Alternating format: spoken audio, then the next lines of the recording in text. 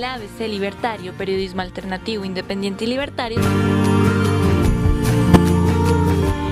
El ABC Libertario, periodismo alternativo, independiente y libertario. 50.000 apartamentos en el borde norte de Bogotá, que es algo absolutamente, en mi opinión, indeseable.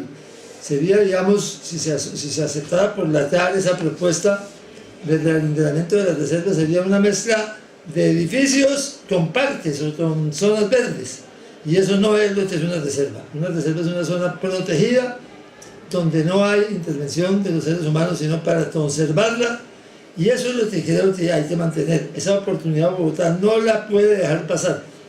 Les cuento, en Berlín, donde por efectos de la guerra hicieron muchos bombardeos y tumbaron muchas zonas, muchas de esas zonas que fueron destruidas en la guerra son parques hoy, y está lleno de parques la ciudad de Berlín. Claro que eso es lo que hay que hacer. Por lo tanto, si yo soy alcalde de Bogotá, no toco un solo centímetro de la reserva donde la amen. Por el contrario, hacemos un programa de manera que quien haya edificios en Bogotá se le den las posibilidades de una altura adicional a cambio de que, como contraprestación, compre para propiedad del distrito terrenos de la actual área de reserva donde la amen, porque ahí el distrito no tiene ni un centímetro, lo que tienen son instituciones privadas o propietarios privados. De manera que vamos a hacer lo necesario para que empiece el proceso de que el distrito sea el dueño de la mayor parte de esos predios en los próximos 10 años y realmente tengamos una reserva de 1.400 hectáreas en el norte de Bogotá. En medio de esta controversia y lo que desata la reserva Tomás Van de Harmen, Suba es rica en medio ambiente, pero no se ha respetado. ¿Usted cómo va a hacer para que Suba sea líder en el medio ambiente, donde tenemos sitios realmente bellos que ninguna otra localidad los tiene? Fuera de Ciudad Bolívar, claro está, en las afueras como es Quiva, como es Pastilla, como es Palo Alto, hacia los límites de Soacha prácticamente, pero que también ha perdido su belleza en el sur de Bogotá. Pues Suba tiene los humedales más grandes de la ciudad de Bogotá, empezando por el Humedal Amarillo, que es el humedal más grande de Bogotá, que no se pueden poner a hacerle pistas de bicicletas con cemento por los alrededores y toda esa naturaleza. Hay que conservar la naturaleza porque necesitamos que la naturaleza esté en su estado más puro posible. Tiene un problema, y hay un montón de conexiones de alcantarillado que llegan al humedal. Eso le dicen conexiones erradas.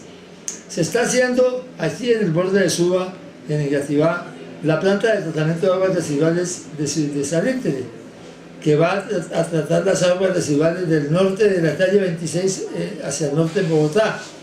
Pero está el tema de las conexiones erradas, que se llaman. Se hace una urbanización al lado de un humedal y en vez de conectar las aguas del alcantarillado al alcantarillado sanitario, las conectan al humedal.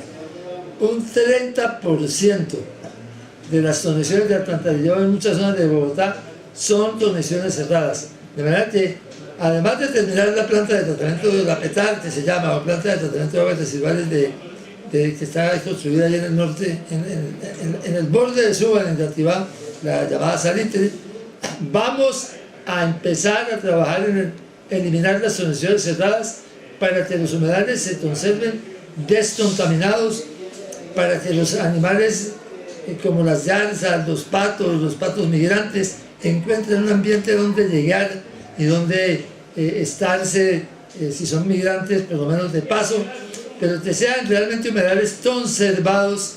Son Ramsar, pero a veces les damos solamente el título y no los conservamos como debería ser. Como debe ser. El medio ambiente va relacionado con la salud, ¿no? Y vemos que muchas calles de aquí de la localidad de Suba, hacia la parte occidental, lo que es Bilbao, Villa Cindy, San Carlos de Tibaguyes, Santa Cecilia, el mismo Lisboa, hay muchas calles sin pavimentar, pero cerca queda el río Bogotá. ¿Cómo hacemos para que ellos tengan una vida digna de estos habitantes de estos barrios limítrofes? Sí, esos barrios tienen calles en pavimentarse, hay que darle prioridad a pavimentarlas. Esa debe ser una prioridad de la ciudad, pavimentar las calles que están sin pavimento. Yo sé que hay calles y áreas, sobre todo en la parte, digamos, de la Loma del Rincón, que están en barrios que no están formalizados todavía. Esos barrios que no tienen formalidad, pues tienen la dificultad de que no se les puede invertir más que en los servicios básicos, pero no en pavimento. Hay que acelerar el proceso de formalización. Es muy lento el proceso dentro de la Alcaldía de Bogotá. Pasa por la Secretaría del Hábitat, hacen un montón de trámites, cuando ya los tienen completos, la pasan a la Secretaría de Planeación y allí repiten los trámites del Hábitat más otros. Eso hay que simplificarlo, hay que volverlo mucho más ágil, porque son realidades que ya están ahí sucediendo y esos barrios entonces, pues sí consiguen servicios de gas, de energía eléctrica, después poniendo tutelas consiguen servicios de producto y a veces de alcantarillado, pero hasta que no están formalizados y legalizados no se pueden pavimentar. Esa ha sido la política pública en Bogotá, en vez de simplificar el proceso de formalización de los barrios y por supuesto pavimentar, porque Bogotá no debería tener ni una calle sin pavimentar, con un presupuesto de 15 millones de pesos al año, con una cantidad de recursos a lo largo de la historia reciente de la ciudad. ¿Cómo vamos a tener todavía calles en pavimentar? Tiene más calles en pavimentar Bogotá que otras ciudades del país que son de menos ingresos per cápita que la ciudad capital. Usted dice hablar de simplificar esos trámites para legalizar estos barrios y obtengan una vida digna a los habitantes. ¿Cómo sería esa simplificación para evitar tanta tramitología?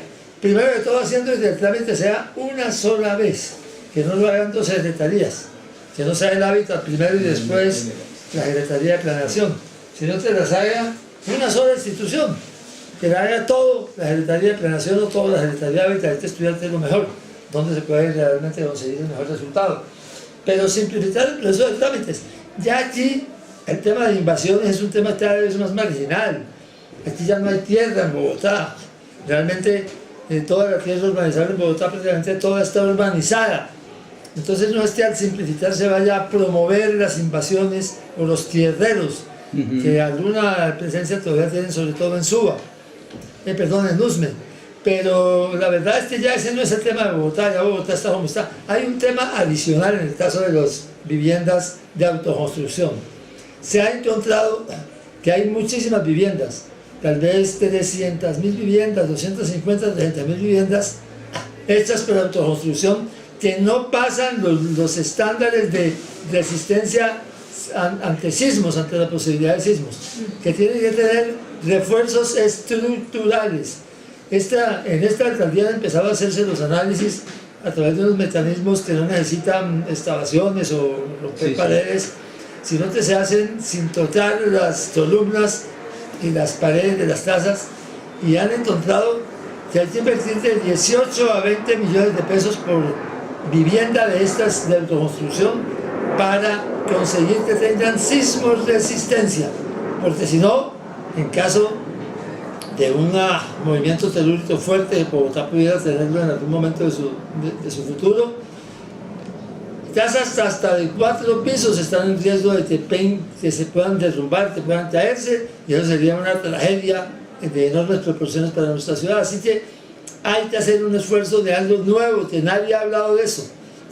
Estamos empezando a hablar de algo que es necesario, que es empezar a hacer el reforzamiento estructural de viviendas de autoconstrucción en la ciudad de Bogotá. Por ejemplo, aquellas viviendas que en muchos barrios de Suba, y no solamente de Suba, sino de Bogotá, que casi en más de un 50%, así como dice usted, doctor Navarro, están en riesgo en caso de un movimiento telúrico. ¿Qué deben hacer ellos de acuerdo en que usted llegue a ser alcalde y pida ese reforzamiento para las viviendas? Hay que financiarlo. Todo en la vida es con dinero. Parte del financiamiento lo puede hacer, o sea, puede usarse con los propietarios de la vivienda, dándoles facilidades, pero que sean parte del esfuerzo de financiamiento, pero otra parte hay que subsidiarlo, porque muchas de estas viviendas son de estrato 2 y la familia no tiene cómo conseguir el dinero para ese reforzamiento estructural. Pero ese proceso hay que hacerlo por lo menos con un porcentaje de 10, 15% en los primeros 4 años, e irlo haciendo gradualmente en toda la ciudad. Después del diagnóstico que se le haga vivienda por vivienda, ya está empezando a hacerse, de ese diagnóstico que se hace sobre las condiciones estructurales de la vivienda y el diseño de lo que debe ser el reforzamiento que necesita, eso hay que empezar a hacerlo gradualmente y es algo de lo que hay que tener conciencia, porque el riesgo más grande es que haya un movimiento telúrico de alguna intensidad y empiezan a traerse las tasas de muchos barrios de la ciudad de Bogotá.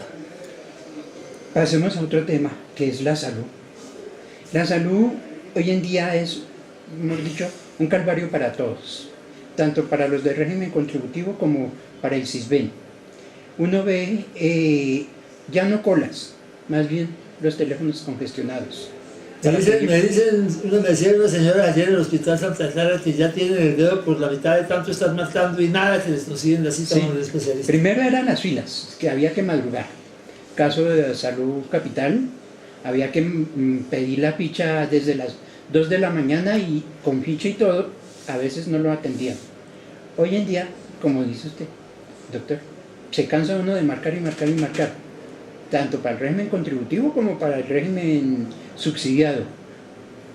Para los habitantes de esta capital, de esta urbe, de la localidad 11 de Suba, que tan solo tenemos un hospital y cerca con 2 millones de habitantes, ¿no? Porque es que aquí le dicen a uno mentiritas.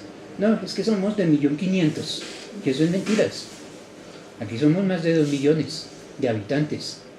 En todas partes, todo el mundo piensa que hay más habitantes de los que realmente hay, pero en todo caso Suba es la localidad más poblada de Bogotá, eso nadie lo discute. Muy bien.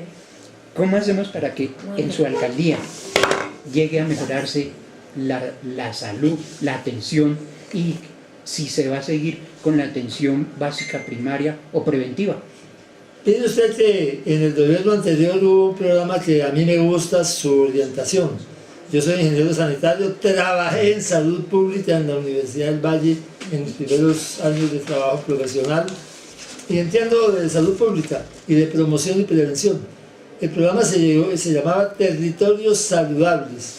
Empezó primero con el médico a su hogar durante el gobierno de Lucho Garzón, después fue cambiando de nombre, y era tener la asistencia médica básica inicial, la atención primaria de salud y la promoción y prevención cerca de la gente. Aquí están cerrando CAPS, por ejemplo, y concentrando en sitios más lejanos, en los sitios de atención, y las dificultades de acceso son mayores. Mientras más cerca de los ciudadanos, sobre todo de los ciudadanos de la tercera edad, de las mujeres embarazadas, de los niños recién nacidos, de las enfermedades mentales, mientras más cerca esté la atención médica, mucho mejor es la calidad del servicio. De verdad que yo diría que muchos de esos CAPS que se han cerrado y otras instituciones de salud territorial que se han cerrado para trasladar los servicios a un sitio más lejano, hay que volver a abrirlos y hay que poner esos grupos de atención que visitan los barrios, que identifican personas vulnerables, personas de la tercera edad, a que vuelvan a hacerlo. Yo creo que ese es el mecanismo que funciona: promoción, prevención y atención primaria de salud cercana de los ciudadanos. Usted dijo, o acabó de decir una cosa muy importante: están cerrando los centros de atención básica primaria, ¿no? ¿Será que se están ahorrando dinero? Porque uno no ve ahorro, porque todos los días uno escucha al secretario de salud quejarse de presupuesto, que es que el hospital no le alcanzó el presupuesto, pero porque el consejo no aprueba, bueno, infinidad de cosas. Pero usted dice, no cerrar esos centros, porque son lo básico para la atención de todos y que quede atención cercana del ciudadano, eso es lo fundamental. Salud a su casa. Y salud a su casa, sí. Mientras más cerca esté del ciudadano, sobre todo de ciertos grupos de ciudadanos vulnerables para el tema de salud, mucho mejor. Mucho mejor. Para los niños, aquellos niños que hoy en día sufren de los problemas de respiración por los cambios climáticos, ¿qué atención recibirían ellos? Bueno, no, los niños y los adultos y todo el mundo. Aquí tenemos un problema de contaminación por partículas en la ciudad de Bogotá. No es Suba la localidad donde ese problema es más grave, es tal vez más grave en el suroccidente, en Bosa, en Kennedy, es el área de la ciudad donde es más complicada, por partículas emitidas por vehículos diésel viejos. Definitivamente hay que migrar hacia vehículos eléctricos y hay que empezar por la cabeza. Yo le voy a decir al señor presidente Iván Duque, si yo soy alcalde de Bogotá, señor presidente, usted no va a poder moverse en Bogotá si no se mueve en un vehículo eléctrico, señor presidente. Porque la cabeza es la que da el buen ejemplo. Y también el alcalde de Bogotá tendrá que moverse en vehículos eléctricos, porque allá tenemos que migrar. Pero entre tanto, hay 22.000 vehículos viejos que generan el 46% de las partículas que son las peligrosas, se llama material particulado de 2.5 micras o menos. Eso se llama MP 2.5 o PM 2.5, porque es en inglés como se dice realmente la palabra. Esos 22.000 vehículos son voltetas y camiones viejos. El 1% del parque automotor de Bogotá produce el 46% de las partículas que la ciudad tiene como problema de salud pública en el aire. O sea que no son los vehículos particulares como pretende hacernos creer la administración actual. Son particulares, pero son de servicio público, es decir, Sí. son de propiedad privada, pero de servicio público, esencialmente camiones y voltetas viejos. Ahí hay una dificultad que hay que decirla de una vez. Algunas o muchas de esas voltetas viejas son de familias que viven de ellas, que no tienen otro activo. Hay que hacer un proceso de reemplazo de esos vehículos viejos, porque definitivamente son los que están contaminando el aire en Bogotá, pero hay que buscar algún mecanismo que se les pueda ayudar a las familias que viven de eso para que no tengan sin ingresos como efecto de que sean retirados de la autorización para moverse en la ciudad de Bogotá. Esos carros contaminantes y por ejemplo ahorita esos buses viejos de Transmilenio son los que están a punto de cambiar por otros que también son Pero son los rojos Sí, los son rojos. una cantidad pequeña. Aquí estamos hablando de 22.000 voltetas y camiones viejos. Los que van a cambiar son 1.000 y pico. Pero también contaminan. También contamina, pero bueno, se van a cambiar, infortunadamente no por vehículos de gas o eléctricos, usted lo debería haber hecho la alcaldía, sino también la mitad de ellos por vehículos diésel. Y entonces se van a volver también vehículos contaminantes. En la alcaldía, esos buses que van a llegar nuevos, que también van a ser contaminantes, ¿usted los entraría a reemplazar por eléctricos? No los puedo hacer, pero entonces iríamos nosotros a hacerte a vender esos vehículos que no los compra. Hay un problema de detrimento patrimonial que no es fácil de resolver. No se puede hacer fácilmente así, porque esos buses tienen que llegar a 1.000.000 de kilómetros para poder ser reemplazados. Entonces, hasta el tanto no lleguen al 1.000.000 de kilómetros, realmente nada hay que hacer. Habrá que soportar eso y ir buscando las soluciones por otros caminos. Pero, por ejemplo, el SITP provisional, esos buses son los más viejos de todos y los más contaminantes de todo el sistema de buses públicos. SITP provisional. Bueno, ya hemos hablado medio ambiente, salud, contaminación, educación. Muy bien, pero antes no se deje pasar un tema que es fundamental. Antes de educación, que es muy importante, es importantísimo. Cero corrupción. Nosotros nos comprometemos a gobernar con cero corrupción, porque el dinero público es dinero sagrado, decía Antanamopoulos, y en eso tiene toda la razón. Vamos a pagar. Usted se va a llevar al doctor Antanamopoulos para ese sentido pedagógico que él nos implantó. Bueno, estamos conversando con él de todos esos temas de pedagogía, sobre todo de cultura ciudadana, pero cero corrupción. Y le voy a decir una cosa que vamos a hacer para lograr avanzar en cero corrupción, entre muchas otras. Vamos a ofrecer recompensas a todo el que haya denuncias de corrupción que se demuestren ciertas. Eso funciona súper bien en Europa y en Estados Unidos, porque ahí sí, el que estando cerca de un caso de corrupción se entera de él, tiene el estímulo adicional de que se puede ganarse una recompensa y lo denuncia. Y nos ayuda a controlar el dinero público. Entonces, digamos que el tema de cero corrupción, que además tiene muchas otras componentes, control ciudadano, la búsqueda de que ciertas entidades del distrito han sido señaladas porque pueden tener problemas de opacidad, sean las que tengan un control especial, etc. Ese es un tema fundamental y el primero de todas las prioridades de un gobierno que quiera salir bien. Ahora sí, en educación. Antes de irme a educación, doctor Navarro, ¿usted cómo hizo para que funcionara bien la alcaldía de Pasto frente a la corrupción y cómo era la participación ciudadana? Bueno, primero de todo teníamos una entidad, claro, la cantidad de dinero que se mueve en una alcaldía como la de Pasto es menor y más fácil que pase toda por un solo embudo.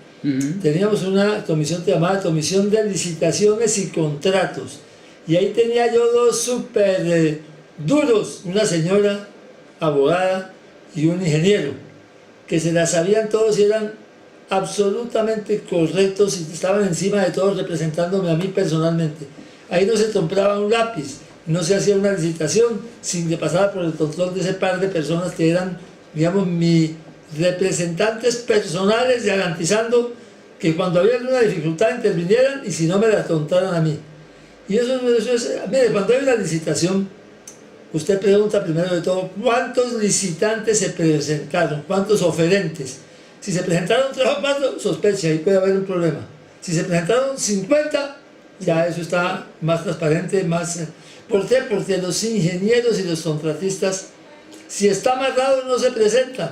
No van a perder plata presentándose si ya lo tienen amarrado para otro lado. Entonces, no se presentan. En cambio, si sí se presentan es porque sí tienen opción de poder ganársela en franca competencia, en franca lid. De manera que teníamos ese par de personas ahí vigilando con lupa.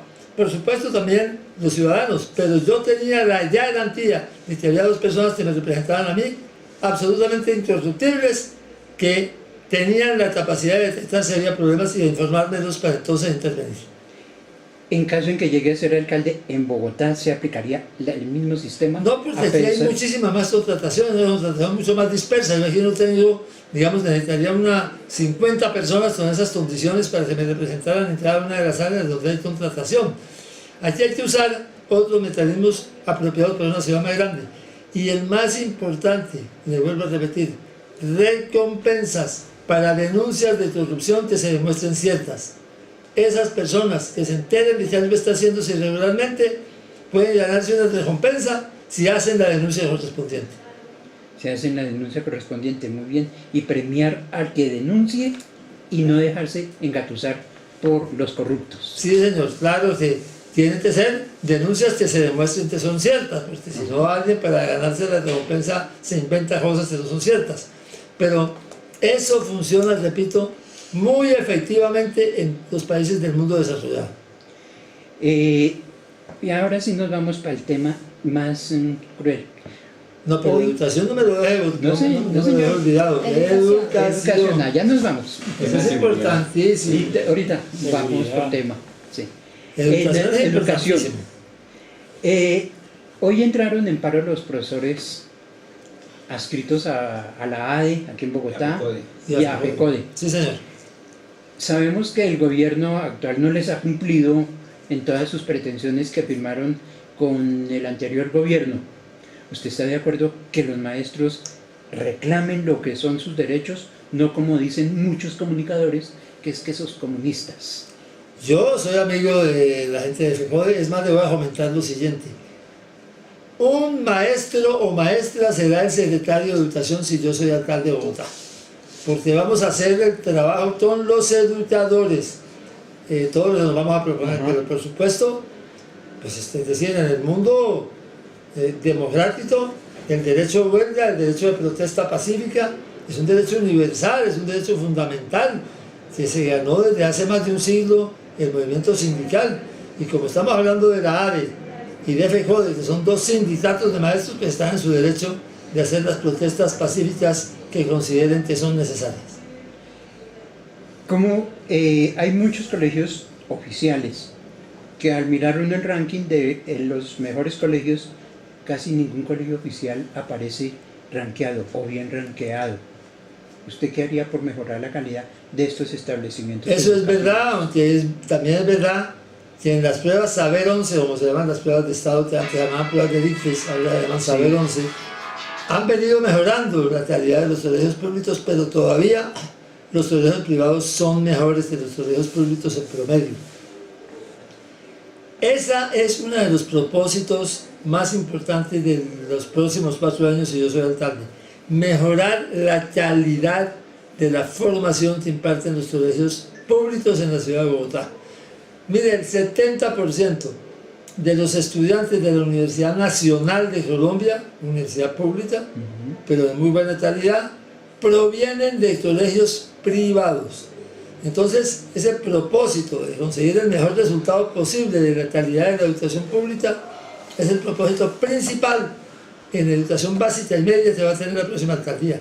Eso requiere cambios en el currículo, requiere acompañamiento para maestros que tienen dificultades para tener un buen sistema de enseñanza, se les ponen profesores que les dan acompañamiento, se requiere todo un esfuerzo que estamos diseñando con Julián de Subiría, con Abel Rodríguez, con miembros de la ADE, para tener un paquete de medidas que mejoren sustancialmente la calidad de la educación pública en la ciudad de Bogotá. Además, 3 años de preescolar, más sedes de la Universidad Distrital. Yo le quiero decir una cosa, cada vez que vengo a Suba, pregunto por cuál sería la primera prioridad entre 4, 5, 6, 7 cosas que necesita Suba como prioridades. Y siempre, en todas las reuniones de este estado dicen una sede de la Universidad Distrital para Suba. Eso es un sentimiento generalizado de la población de esta localidad. Yo voy a hacer presupuesto participativo y si ahí se confirma lo que yo siento que es una realidad, la primera prioridad va a ser una sede de la Universidad Distrital para Suba. O sea, que todos los chicos de la localidad se eduquen a través de esta primera universidad del Estado, que es la Universidad Distrital. Claro que no todos podrán, pues depende de la carrera que escojan, no podríamos tener tampoco todas las carreras profesionales aquí, pero por ejemplo, ciencias de la salud, que es algo que le hace falta a la Universidad Distrital, de eso hay que abrirlo, y habría que abrirlo en la sede de la localidad de Suba. Pero bueno, ese es un tema de presupuesto participativo y de decisiones una vez yo sea alcalde, pero es lo que siento en las reuniones que he mantenido durante muchos meses con población y dirigentes de la localidad de Suba.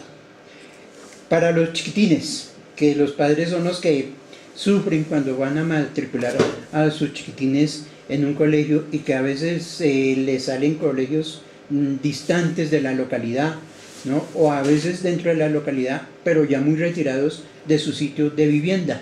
¿Usted cómo haría para que esos chiquitines estudiaran más cerca al hogar? A ver, hay una serie de colegios privados que tenían convenios con el distrito y que se cerraron, se liquidaron esos convenios y esos estudiantes los mandaron a colegios públicos muchas veces más lejos de donde estaban viviendo. Hay que volver a abrir y a firmar esos convenios con esos colegios privados. Ahí hubo unas decisiones en que intervino el Ministerio de Educación, pero hay que rehacerlo y aquí hay en Suba y en general en Bogotá un montón, yo no sé cuántos, pero podrían ser 20, 30, 40 colegios privados que perfectamente pueden ser colegios que brinden educación pública en convenios con el distrito como era en el pasado, con jornada única y que puedan ayudar a que los estudiantes no tengan que irse a otras zonas de la ciudad cuando les corresponde buscar un grupo en una institución educativa. Bueno, muy buena tarde, doctor Navarro. Hoy es 19 de marzo, aprovecho, ya que estoy rodeada de solo hombres, para desearles a cada uno de ustedes un feliz día del hombre. Estoy rodeada de hombres, feliz día. Oye, ustedes saben, 19 de marzo, marzo 19, M19. Ah, ya pues, ¿me entienden? Bueno, acá tenemos un oyente en la localidad de Suba y él dice que por favor les explique qué va a pasar con los vendedores ambulantes, ya que aquí se ha presentado bastante, se les ha... exacto, sí señor. Y qué va a pasar para reforzar la seguridad con los ciclistas. Bueno, en el caso de los vendedores de la calle, esa disyuntiva entre derecho al espacio público y derecho al trabajo, si yo soy alcalde le va a dar prioridad al derecho al trabajo. Esperamos que podamos organizarnos mejor los vendedores ambulantes, que dejen limpios los sitios donde han trabajado durante el día, que nos ayuden con información también de seguridad, porque la seguridad necesita mucha información, no vamos a decir de dónde viene la información, vamos a mantener reservada la fuente siempre para preservar a las fuentes de cualquier amenaza de los delincuentes, pero los vamos a dejar trabajar. de una vez anuncio eso con toda claridad. Y claro, los robos de bicicletas hay que ir a los compradores de las bicicletas robadas. Hoy anunciaban que habían desmontado una estructura de compra de bicicletas robadas. Eso es lo que hay que hacer: información, inteligencia, llegar al intermediario de compra de las bicicletas robadas. Porque perseguir ladrón por ladrón, el que se roba un celular, el que se roba una bicicleta, es muy difícil. Es como tratar de parar un aguacero cogiendo gota a gota. Eso es muy difícil. Se puede, pero llegando a la fuente. ¿Quién le compra? ¿Quién es el que se está beneficiando con el negocio de los robos de bicicletas al por mayor? Ahí es donde hay que llegar, y eso se hace con información, con inteligencia, desarticulando a estos compradores, porque sí tenemos que promover el uso de la bicicleta, y eso se hace, entre otras cosas, brindando seguridad. Bueno, le damos gracias a nuestro oyente, es un habitante aquí en la localidad de Suba, Diego Alejandro Cabulla, que está ahí totalmente conectadito con nosotros. También dice que tenemos una problemática bastante grande con el uso y la sobrepoblación del Transmilenio. O sea, es demasiado la falta de cultura, el atropello, y pues me dice que se demoran bastante y se está congestionando bastante el portal de Suba. Claro, los buses se saturaron en Bogotá. Nosotros no podemos tener transporte masivo centrado en buses. Aquí los buses, en el mejor de los casos, transportan 40.000 pasajeros hora sentido, y un metro robusto transporta 80.000 pasajeros hora sentido. Entonces lo que hay que hacer es metro y más metro. Aquí hay que hacer un diseño de una segunda línea de metro para Suba. Se habla de que la que está haciendo ahora se le da vuelta y se trae hasta Suba, pero ahora hay que hacer un ramal hasta las 190 también. Entonces, si se encuentra en el ramal con la parte de la U que viene de Suba, ahí se congestiona de nuevo. Pasa lo que pasa en Transmilenio. Vienen los bandos del 80, vienen los de la autopista norte y se juntan en las Caracas, y ahí es donde eso se vuelve absolutamente imposible de transitar. Lo que hay que hacer es una segunda línea de metro totalmente independiente de la que en este momento está en licitación. En prelicitación, que ha dicho pues el alcalde que la va a dejar contratada. Y esa línea de metro tiene que nacer en Suba, pasar en Yativá, Barrios Unidos, Chapinero, Centro, paralela durante algún par de kilómetros a la línea que está haciéndose sobre las Caracas, y seguir hasta Rafael Uribe y Usme, y cruzarse con esa línea de metro de manera que el pasajero se vaya para Kennedy, se va en la línea de metro, se sale de Suba, se cambia a la otra línea de metro y se va hasta Kennedy. Pero eso es lo que hay que hacer: metro y más metro. Si yo soy elegido alcalde de Bogotá, no me voy de la alcaldía sin dejar diseñada, y si puedo, financiada, la segunda línea de metro que arranque de Suba y termine en Usme, en el suroriente de la ciudad. Una pregunta, ¿usted va a seguir con si es que deja o alcanza a dejar licitada la construcción de la primera línea de metro que llega como hasta la calle 72? 72, bueno, primero de todo, no puede quedarse en la 72, eso es terminar en punta. Hay que llevarla lo más al norte que se pueda, hasta donde alcance la plata. Si pudiera y tuviera plata, la llevaba hasta la 190 de una vez. Pero yo sé que no va a alcanzar la plata y no me voy a poner a hacer demagogia así. Entonces, por lo menos hasta la calle 100. Porque si no, eso queda en punta. Usted baja en la 72 y va a trabajar en la 100, ¿qué hace ahí? Buscar un Transmilenio para que lo lleve esas 20 o 25 cuadras adicionales. Primero, una adición para llevarla por lo menos hasta la calle 100, esos 2 kilómetros adicionales. Segundo, yo prefiero el metro subterráneo en el centro de la ciudad, en las zonas más pobladas de la ciudad. Así es en el mundo entero lo que más eficientemente funciona. Pero yo no voy a hacer lo que algunos están diciendo: ese metro elevado es un metro irregular, ese es un metro ilegal. Yo, si llego a la alcaldía, dicen algunos precandidatos o candidatos, yo simplemente desconozco ese metro y no hago absolutamente nada. Si se queda firmado, los contratistas tienen un derecho y meten un pleito. Y ese pleito se va hasta, quién sabe, hasta el Consejo de Estado, hasta el Tribunal Administrativo, 2, 3, 4 años, y mientras tanto se paraliza todo. Ese es el mecanismo para no hacer no solamente ni un metro, sino ni un centímetro. ¿Qué es lo que hay que hacer? Durante un año, el contratista que se gane la licitación pasa de fase 2, que es fase de factibilidad, a fase 3, que es ingeniería de detalle. En ese año que está haciendo diseños de fase 2 a fase 3 el contratista, se puede hacer un acuerdo desde el principio para que también en ese año hagan unas modificaciones al trazado del metro que le contrataron, pero por acuerdo entre la alcaldía y la firma de contratistas que se ganó la licitación de metro. Y estoy seguro que se van a poder hacer modificaciones que hagan que por lo menos alguna parte de esa primera línea sea subterránea. Sea subterráneo. ¿Está de acuerdo con que se haga troncal de Transmilenio por la carrera séptima? No estoy de acuerdo, pero va a dejar contratados 8 licitaciones que están incluso en este momento, que seguramente en el mes de abril las van a adjudicar y ahí vamos a tener un lío grande. Porque ¿qué hacemos con contratos? No 1, 8 contratos firmados. Eso es una cosa complicada. Yo le quiero decir que ahí vamos a mirar que en el momento en que se siente uno en la alcaldía, ¿en qué estado está eso? Porque lo que sí uno no puede hacer es desconocer procesos de licitación que llegan hasta la firma, porque, repito, se puede meter en un lío de detrimento patrimonial, de mal manejo de dinero público, de decisiones. Mire, si al alcalde Gustavo Petro lo sancionaron por haber rebajado la tarifa del Transmilenio en Hora Valle sin estudios suficientes, y ahí está en el libro, le metieron una multa grandísima. Imagínense si ustedes conocen una licitación y simplemente le pasa por encima un proceso licitatorio, se mete en un lío que le puede terminar hasta en la cárcel. Yo ya anduve en la picota 2 años por ser del año 19, no quiero volver por los lares.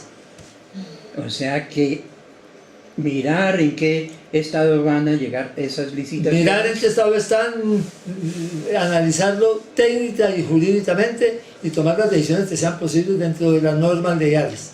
Pero no atropellar las normas legales ni los derechos de los contratistas. Creo que eso es muy grave y no se puede hacer.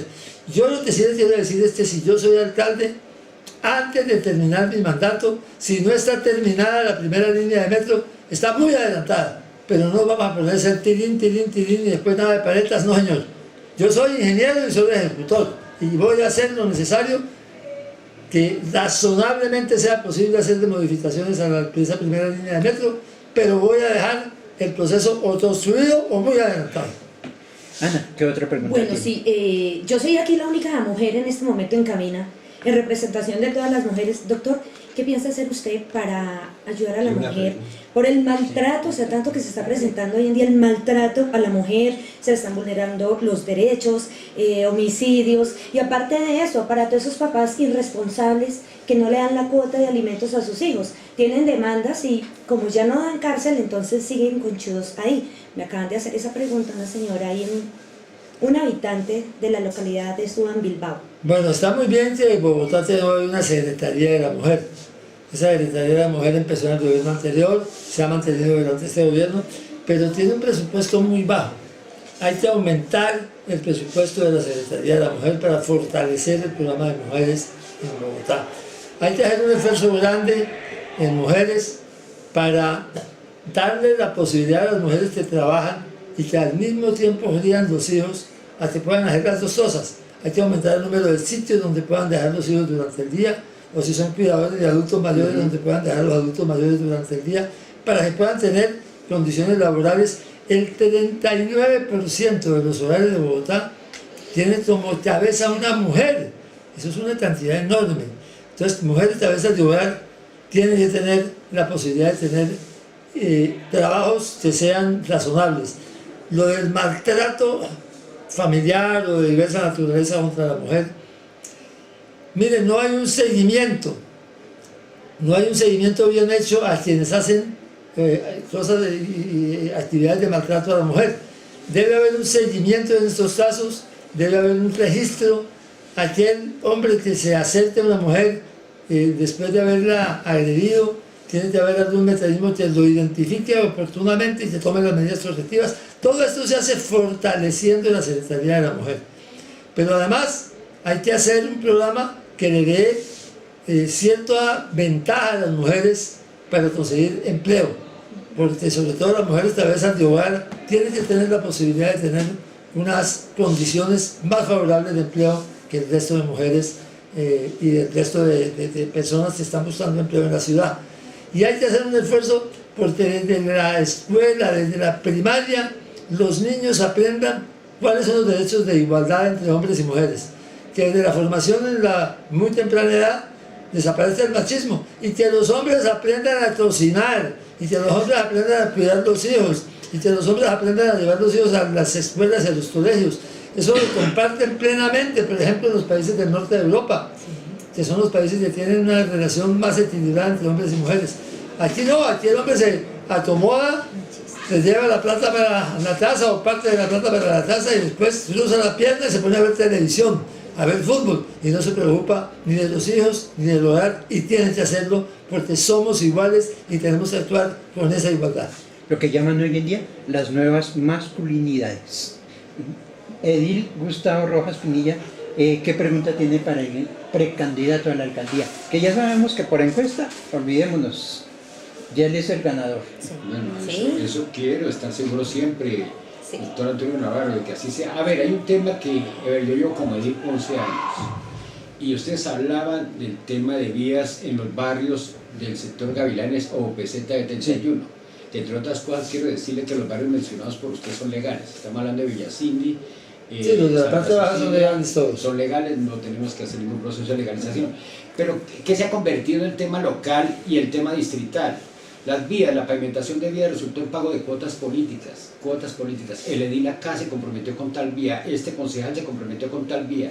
Se aprueba un recurso, como en este caso Suba, que aprueba más de 40.000 millones de pesos para vías, y resulta que se reúne el señor alcalde con algunos ediles y empiezan a seleccionar las vías. Yo pienso que ese tema no tiene que ser politizado, ese tema debe ser absolutamente por necesidad. Mi oficina, tengo que decirlo con toda sinceridad, mi oficina es para atender a todos. La Alianza Verde tiene ese sentimiento y ese pensamiento y yo lo pongo en práctica. Desde el momento que soy elegido, inmediatamente estoy atendiendo al alumno, al liberal, al conservador, al de centro democrático, al político, a todo el mundo que lleve cualquier inquietud. Lo que hago es transmitir a la administración en esa labor que me da a mí el decreto ley 1421. Entonces, alcalde, que aparte de esa corrupción que hablábamos, que hay que combatirla, por supuesto, y que estoy completamente de acuerdo, yo creo que todavía se está perdiendo mucha plata del presupuesto distrital y local, está ese tema, el tema del favorecimiento a muchos políticos en el tema de las necesidades de la comunidad, no solamente el tema de vías, sino hablemos del tema cultural, hablemos del tema de discapacidad, hablemos del tema qué pasa con los apoyos a esos consejos locales.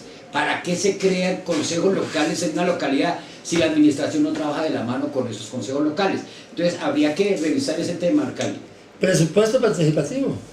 Vamos a tener que sentarnos y decir, a ver, vamos a tener 40.000 millones de pesos para vías. La comunidad es la que determina cuáles son las prioridades. No es el alcalde local o el alcalde de unos ediles, sino la misma comunidad. Y se pueden hacer cosas como esta naturaleza. Vamos a proponernos que una zona de la localidad esté totalmente pavimentada y le damos una prioridad a una de ellas, que es, por ejemplo, Lisboa o la zona que sea, que se decida en un proceso de participación con la gente, que el segundo año sea otra, y se van pavimentando de manera completa áreas y no una cosa regada por ahí que finalmente no produce los efectos de tener, digamos, un impacto sobre la comunidad. Pero bueno, de todas maneras, eso es parte de lo que hay que decidir participativamente. Presupuesto participativo en cada localidad de Bogotá, una vez al año, con decisiones que toma la comunidad y que se vuelven obligatorias para tanto el gobierno local como el gobierno distrital. Usted Una estaría cosita chiquitica sobre la respuesta No. de nuestro futuro alcalde. Este sector vial, para que quede claro, el sector vial que usted mencionó, lo que es Lisboa, y así, estos sectores en este momento tienen aprobadas una gran importante cantidad de recursos, una gran cantidad. Pero no se está ejecutando. No, ya se está ejecutando y se va a seguir ejecutando. O sea, ese proceso para darle la buena noticia a esos habitantes, Qué bueno. ¿cierto? Es que se está pavimentando la gran parte de esos sectores. Qué bueno, eso es una muy buena noticia y que así debe ser, porque debe tener, digamos, decisiones que causen impacto. Muchas veces yo he visto en otras localidades que esos pavimentos lo hacen en vías que no necesitan repavimentarse. van y levantan el asfalto o el concreto y lo hacen por unas grietitas, una tusa menor. Cuando hay otras zonas que sí necesitan, porque están sin pavimento y no se les invierte un peso. ¿Por qué? Porque ahí votaron por un determinado edil y ese edil gestionó con el alcalde local que le hiciera eso, como pago a sus votantes o como respuesta a sus votantes. No, esto tiene que ser hecho con participación comunitaria, con argumentos y con razones técnicas que la comunidad entienda y apoye. En cuanto a la cultura y el deporte, la cultura y el deporte en los últimos años ha sido la cenicienta del paseo para todos. Aquí nos acabamos de dar cuenta frente a un cantante de aquí de nuestra localidad, más aún que pertenece a nuestra familia de Suba al Aire. ¿Usted cómo apoyaría a los deportistas de alto rendimiento? Porque aquí en Suba hay harto talento, inclusive los que están próximos a irse a los Panamericanos de Lima a conseguir cupos para los Juegos Olímpicos, caso taekwondo, caso patinaje, también el caso de la cultura, como este cantante que Jorge Torres, también, ¿cómo haríamos para que ellos recibieran el apoyo del distrito? Bueno, la verdad es que en el tema de deporte, pues los deportistas de alto rendimiento tienen una serie de programas de juegos, deportes no bien muy diseñados. bien, pero, porque yo estoy enterado por ahí que no andan. Pero no esos andan son muy con bien. dinero del gobierno nacional. Lo que sí se puede hacer en el distrito es que aquellos estudiantes que al mismo tiempo sean deportistas de buen rendimiento se bequen en las universidades, se den becas para que estudien en la Universidad Distrital, por ejemplo, Sí. o en las universidades de la ciudad de Bogotá que sean públicas. Se le den becas pagadas por el distrito. Esa es una primera cosa que hay que hacer. Hay que promover los clubes deportivos. Hay que bajar las tarifas de los escenarios deportivos que se volvieron muy altas. Se está quejando la gente que para usar una cancha de esas nuevas tienen que pagar una tarifa muy alta. Hay que bajar esas tarifas porque pues eso es para uso público. Eso no puede convertirse en algo que financie las estructuras del Estado por la vía de pago de tarifas. Porque la gente dice, cuando la cancha era viejita, la podíamos usar mucho más fácil que ahora se la renovaron, porque se volvió muy complicada y de tarifas muy altas. Y en el tema de cultura, hay que buscar que la asignación del dinero sea más equilibrada. Aquí hay algunos asuntos de cultura muy financiados con mucho dinero y otros muy desfinanciados con muy poquito dinero. Creo que hay que tener un mayor equilibrio, porque cultura es lo que hay, y grupos culturales hay por todos lados, grupos de música, grupos de teatro, grupos de hip hop, de toda clase de expresiones culturales populares hay por todos lados, y realmente hay que ayudarles de manera más equilibrada por convocatorias, porque evidentemente eso tiene que ser por convocatorias donde todos puedan participar, porque pero el dinero que consiga no lo trabaja un operador, lo trabaja un operador que ni siquiera tiene la totalidad y se queda con un montón de plata de esa operación para hacer un festival o para hacer un festival cultural, una serie de eventos culturales. Y hay aquí una serie de empresas que se han vuelto operadores especializados en usar el dinero de la cultura, y eso está disminuyendo lo que llega realmente a los grupos culturales. Bueno, aquí le van a hacer una pregunta que es el señor Oscar Rodríguez. Él es uno de los programadores de aquí de Suba al Aire. Don Oscar, bienvenido y hágale la pregunta a nuestro invitado especial. Juan Carlos, muchísimas gracias. Buenas tardes, doctor Navarro Wolf, ¿cómo le digo? ¿Cómo le va? Mucho gusto. Yo soy el programador de La Vida Una Gran Aventura, un programa que sigue después de este programa.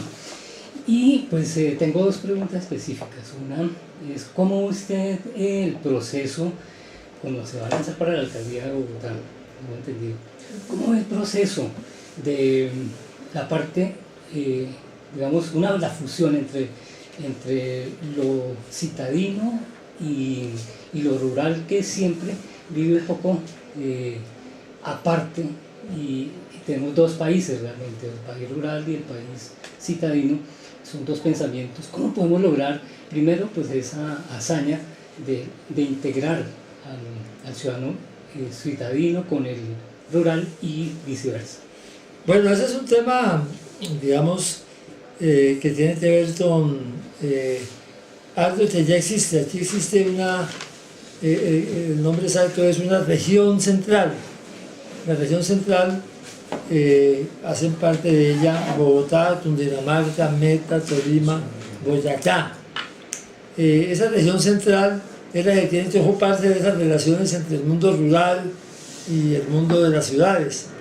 Esa región central ha funcionado sin mucha precisión, sin mucha orientación.